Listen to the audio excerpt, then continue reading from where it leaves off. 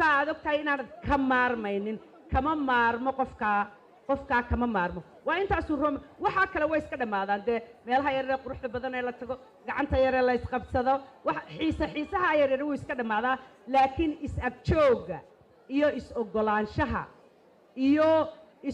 nin Paul McCartney la odhan jiray oo Beatleska ku jiri jiray baa gabadh bay isjeclaadeen markaa xaaskiisii ugu horreysay markaasaa asxaabtiisii weyday intii hore o dhan iyaduna photographer bay ahayd markaasay yaabeen dee ninkiiba way waayeen practice bay markiiba wuu cararaa moogtay markaasay ku yidhahdeen wareedhe tanaad intaa kusii maqan tahay dee groupies badan dumar badan baa intaa meesha joogay oo nimankan raadinaya isagu markiiba gabadhaasunbuu ogolaaday markaasuu wuxuu yidhi markay weydiiyeenba wuxuu yidhi allah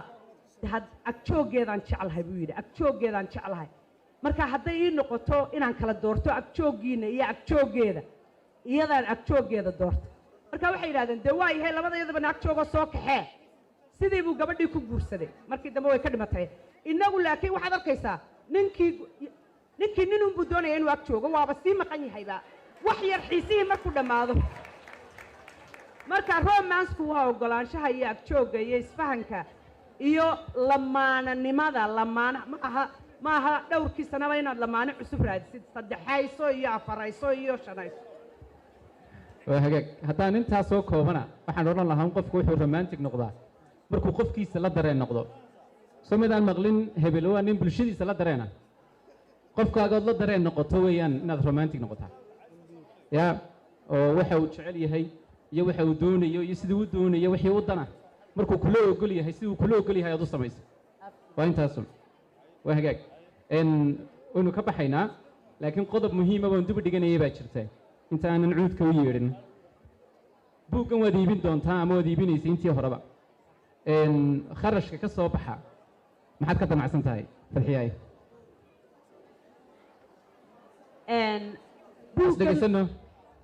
as dhegaysano fadlan buuggan waxaan ugu talagalay wixii ka soo baxa horta organizationkan aanu sameynay Somali Women Global Network waxaanu ugu talagalay oon markii hore bilownay inaanu ururino scholarship fund aanu ugu talagalay at least 50% gabdhaha gabooye iyo koonfurtana gabdhaha jareerta inaanu jaamacada kaga bixino kadibna buuggani markuu yimi waxaan go'aan ku gaadhay inaan wixii proceeds ka soo baxa waanan ogahay inay ka soo baxayaan iyo dee wixii kale ee maaragtay iyo cid kastoo nagala qayb qaadanaysa inaan daami waxaan jeclahay ka sameeyo library haddii lahaydmo insha allah biidnillahi kariim laakiin library keliyana aan ahayna dee dhallinyaraduna meelay isugu timaado oo gabayadii lagu soo bandhigo tartalmo gabayada waxa beri mid baanu murmaynay oo markaasaan idhi haddii qabiilada islaynaya ay la odhan lahaa ha legdameen nimanka mid walbaba sidii berigii hore ay samayn jireen ma garanaysaa labada nina ugu geesisani ay samayn jireen waktigii dee ma garanay greekskii iyo markii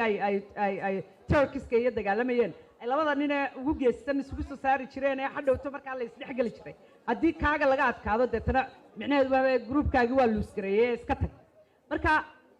waxa la gaadhay waktigii lagu tartami lahaa farsamo waktigii lagu tartami lahaa garasho waktigii lagu tartami lahaa haybad iyo qurux iyo wax walba laga gudbi lahaa reer hebel baana reer xamarkaa waxay yidhahdaan aabbahay baa dameer lahaa aabbahay baa geel lahaa anaa dameer lebaa ka roon marka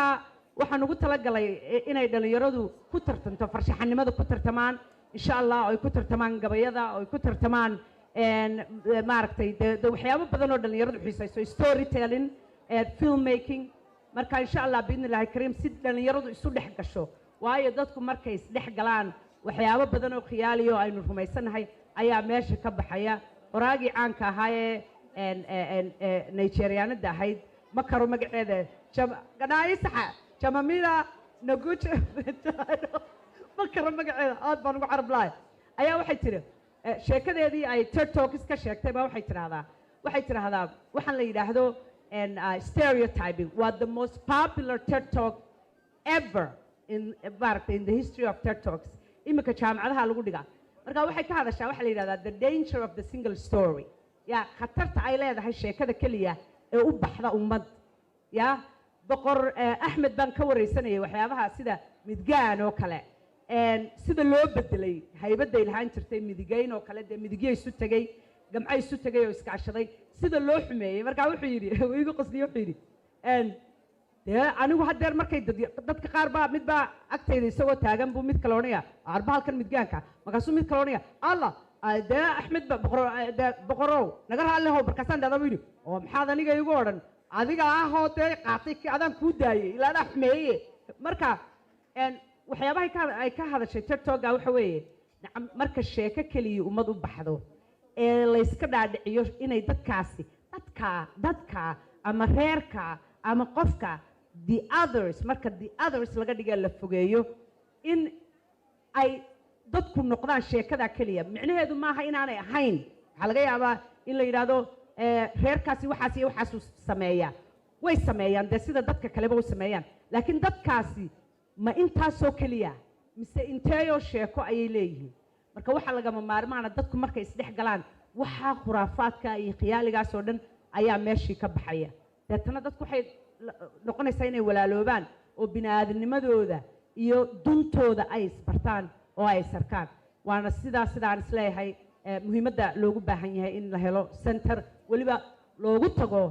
xaafadda daami ay dadku meelahan uga tagaan dee deegaanada kale u tagaan insha allah waxaanan runtii ka codsanayaa inaan lagu sii daynin fadxiyo keliya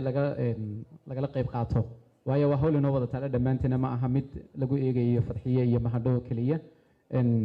taas waa taa fadxiyay caawa markaynoo ka dhimanaynay waxaad igu lahayd 40 daqiiqo qiyaasti aynu kusoo koobi doonaa saacad iyo badh soo maad garan waxaa kaloo ogahay in aydaan weli dadka kale bogano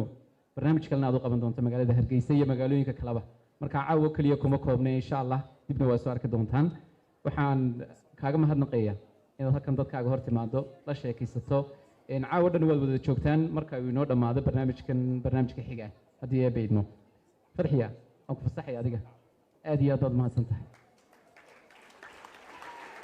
aad iyo aad baad mahadsan tahay ismaaciilow kaaga mahad celinaya sida aad igala shaqaysay buugga allah ku barakeeyo aad iyo aad baad mahadsantihiin dhammaantiin canaantaydan raalli ka ahaada waan yaro kululahaye ya laakiin wanaagun baan uga jeedaa iyo inaynu ismuxubaysanno isjeclaanno isu hiilinno isquruxsanno khayr iyo barwaaqan idinku oga waa hagaag fadxiya waad mahadsan tahay